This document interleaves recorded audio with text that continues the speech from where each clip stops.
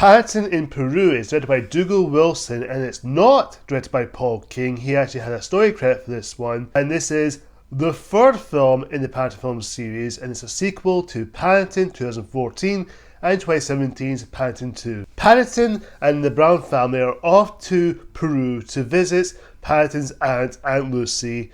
But it's not until they find out that Aunt Lucy has been missing, so it's up to Paddington and the Browns family to find her, while also dealing with other consequences along the way. Going to Paddington, Peru, I was really looking forward to this one. I've been really looking forward to it. I've seen the trailers, I was really excited for it. Even though it's not directed by Paul King this time, it's a different director, so it's all new and fresh, so get someone else to take overboard on this franchise. So, which is not necessarily a bad thing. If it's done well, if they had the right care and passion, or at least someone involved can maybe help them say, maybe do it this way or that way.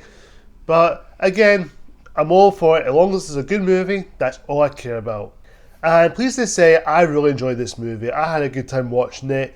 It's definitely the weakest in the Paddington trilogy, but I would say this is a solid, really enjoyable, very entertaining. It keep me edge of my seat, and it definitely get me invested with the story. But even though, despite some few lacking some early areas, which we'll get to in a moment, but as a movie, I enjoyed it. It was a good time. It was definitely enjoyable. The cast all around is great. Everyone returned, well, except for Sally Hawkins, who played Mrs. Brown, who decided not to come back for some reasons. I think she left due to creative differences, or maybe due to doing other stuff. I think it was due with Wonka movie or something. I can't recall what the reason is. But what I remember, she didn't return. But we got Emily Monter, who is actually, I think I pronounced the actress name Emily Monter. I do apologise if I say that wrong. I think she's a perfectly good choice to play Mrs. Brown, and she did well for what she's given. She definitely didn't do it overboard with it, didn't go over the top of the performances. I think she did well what she was given, and I really liked her, and I think she does a good job. The rest of the cast,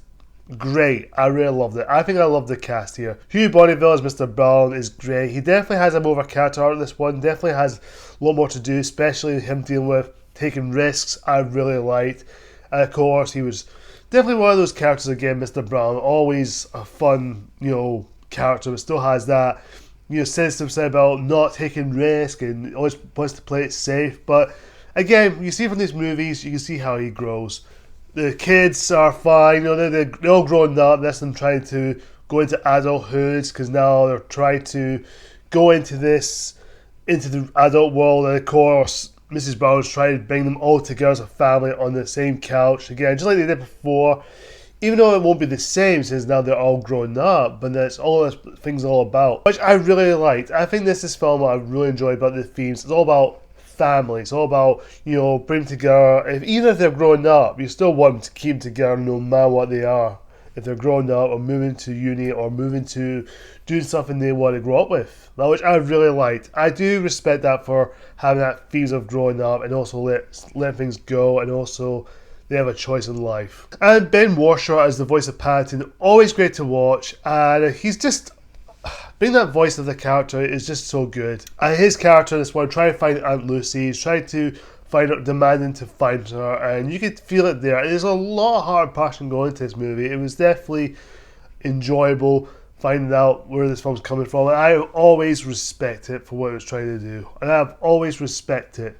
And of course we have Julie Walters as Mrs. Bird, who is the housekeeping of the Brown family. She didn't get much to do. She's mostly in the Home of Tower of Bears, and of course with Olivia Colman. Olivia Colman, great actress. She's always fun to watch, and also her performance is always great. And she's probably, even if the movie's good or bad, or even a show is good or bad, she's arguably the best thing going for it. She's just pull it off, and I would definitely roll with it.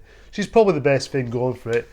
I wouldn't give away much spoilers. I did have a feeling there was a bit of a twist or a certain plot point that is going into this movie. I thought, okay, I know where this is going. Even though it's predictable, I didn't go, oh, it's so predictable, I knew where it's coming. But I kind of went in thinking, no, I kind of like the idea of it. I liked it going, even though it was kind of felt like quick. But again, I can definitely see it, where it's coming from, but it definitely felt it was there. And speaking of new characters, we do have Hunter, played by Antonio Banderas, Puss in Boots himself. It's great. I think he definitely did a good job here, and his character is very interesting. But again, I won't spoil where things are going, but his character, Very interesting. I thought he's going to be that, but even though throughout the movie, I think I went, oh, I think there's something else is there. But again, it's all good. I think for what this film does, it definitely got the characters right, the story. I think it's still there. My issue with the film is it kind of lacks the charm of the first two movies. It kind of feel like it's lost a bit of its charm. What made the first two get good with Paul King involved. I don't know if Paul King doesn't want to direct it, maybe because he's doing Wonka at the time and he maybe has some story credit and maybe didn't feel like it was as charming, or maybe Dougal Wilson wants to do something new with it, the franchise, try to do something new and unique with it, which I'm all good. Do something new and different, go risk with it, go for it. Just go for it. I don't know if it's David Heyman's not involved in this as producer this time around, because David Heyman, who's the producer of the Harry Potter franchise or the Wizarding World franchise, usually he oversees things, but it's not produced by him this time round, which is kind of odd. Again, I would love to see him return to do this, because I think he can oversee a few things, like see certain aspects of the film that it could oversee and done. But again, I don't know. I wasn't there, I can't really tell you, but I don't think it's that bad. But even though I wish he was there, he could oversee, maybe go, no, maybe do it this way, or maybe do it that way. Again, I wasn't there, I can't really tell you. Special effects on Paddington and Lucy, still great. They look like bears in real life. I think they're still good. He still looks like Paddington. He still looks like Paddington. And some of the jokes are very, some are hit for me. There are some couple of ones that are, okay, that's a bit kiddie-ish humour there. But again, it's a kids movie, but for what it is, I do respect it for not being over the top of the humour. Overall, there are some heart to it. There are some emotional beats going through it. I will admit, the last 10 minutes, I did get a little bit emotional. I did get a little teared up. I did feel a little water scooshing out my eyes, which I will admit, it touched me there. It touched me. I really felt it, and I applaud that scene. There's a lot of heart to it. The heart and passion is still there. I just think it lacks the charm of the first two. I wish they could have done a little bit more of it, and then it would have been solid. It would have been a really good movie, or even one of the best of the trilogy. If you like the Return of the Jedi, basically you have the first two were so well done, but then when you get to the last one, it wasn't that great. But as a movie, I do recommend you guys checking this out. I think it's a solid, good time. You will have a good time watching this movie.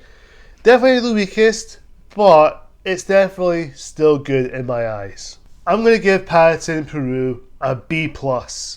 Overall, guys, tell me in the comments down below and tell me, what do you think of Paddington in Peru? Do you love it? Do you like it? Or do you think it's alright? Or do you hate it? Whatever the case is, comment down below and tell me what you think. Thank you so much for watching, guys. Until next time, see ya!